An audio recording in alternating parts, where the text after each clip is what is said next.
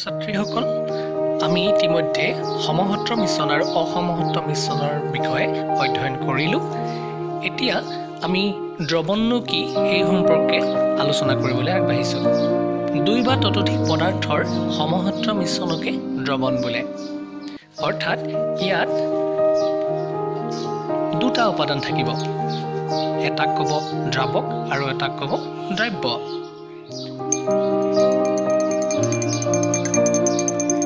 দ্ৰৱণৰ যিটো উপাদানে আনটো উপাদানক দ্ৰৱীভূত কৰে তাক দ্ৰাৱক বুলি কয়, আৰু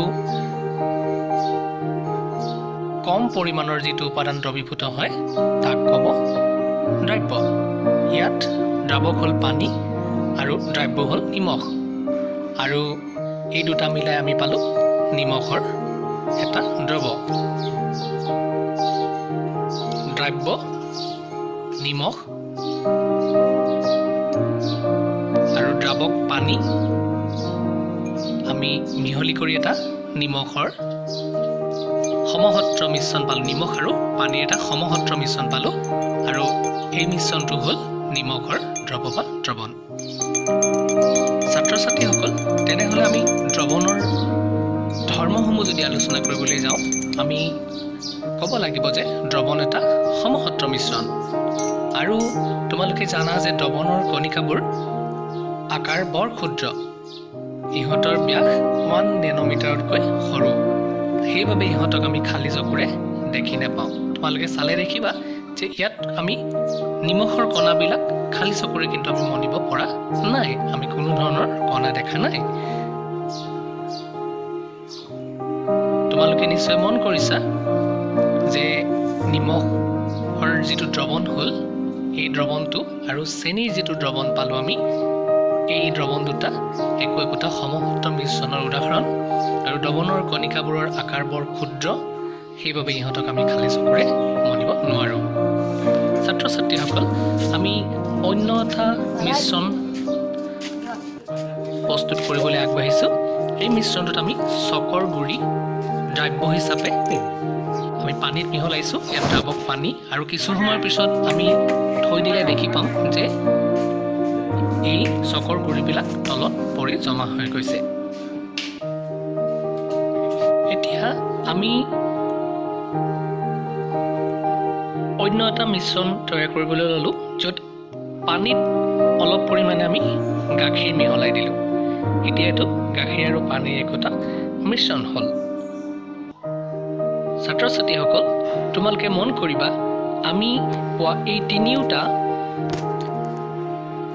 মিশ্ৰণৰ মাজেৰে যদি পোহৰ পাৰ হৈ যাবলৈ দিওঁ, তেতিয়াহ'লে আমি কি দেখিম এবাৰ চাই লওঁ আহা। ইয়াত তিনিটা মিশ্ৰণ আছে, তোমালোকে গম পোৱা। আমি এটাত চকৰ গুড়ি মিহলাইছিলোঁ, এটা মিশ্ৰণত আমি চেনি মিহলাইছিলোঁ, আৰু এটা মিশ্ৰণত আমি গাখীৰৰ টোপাল মিহলাইছিলোঁ।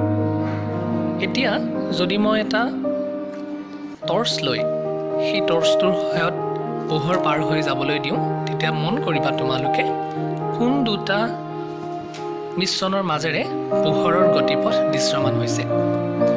তোমালোকে নিশ্চয় দেখা পাইছা, ইয়াত চকৰ গুড়ি মিহলোৱা মিশ্ৰণটোৰ মাজেৰে পোহৰৰ পথ দৃশ্যমান হৈছে, আৰু গাখীৰ মিহলোৱা যিটো মিশ্ৰণ আছিলে তাৰ মাজেৰে পোহৰৰ গতিপথটো আমি দেখা পাই আছোঁ, অৰ্থাৎ দৃশ্যমান হৈছে। কিন্তু মাজত যিটো দ্ৰৱণ আছে, সেই দ্ৰৱণৰ মাজেৰে কিন্তু আমি পোহৰৰ গতিপথ দৃশ্যমান হোৱা দেখা নাই।